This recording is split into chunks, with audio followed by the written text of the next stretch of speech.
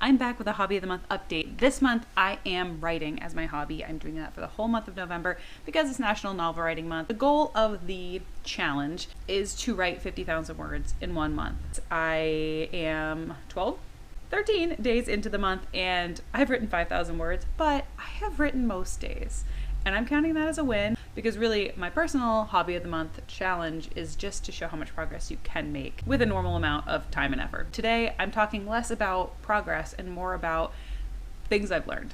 Now, I'm very particular when it comes to doing pretty much any kind of hobby. I really like things to be just so. So my preference for writing is to go to a different location, but sometimes that doesn't make sense. So for example, I have my office in my apartment. It's where I do all my work, and it's really hard for me to do creative work there because I do work there, and I just feel like I'm in work mode, and it's just, I don't know, I don't want to sit there anymore and do anything creative, and I find myself facing kind of writer's block. But the other night I was home and I cleaned off my desk.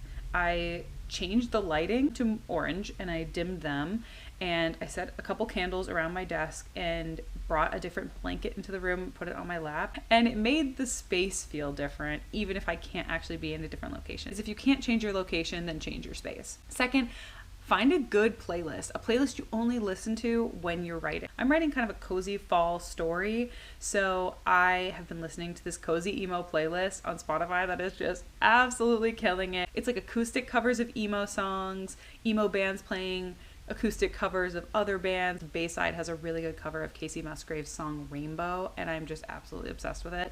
It puts me just exactly in the right headspace. It makes me feel cozy and comfortable. The last thing I've been trying to do is, if I don't know what to write, just skipping that part. Like if I don't know a word I want to use, skipping that word. If I don't know how I want to describe somebody or what I want to name them, just putting a placeholder. And if I'm not excited to write a scene, just skipping it all together and writing another scene. At least that's letting me make some progress instead of getting hung up on like research. And that's kind of another thing I did, is I'm writing the character very true to life for me, very similar to people I know. I place the main character in a job that's similar to my old job.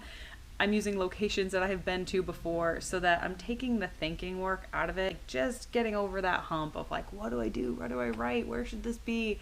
And making it as easy on myself as possible. I would say like go and having it need to be the most creative, unique, groundbreaking thing in the world, and just do freaking literally anything.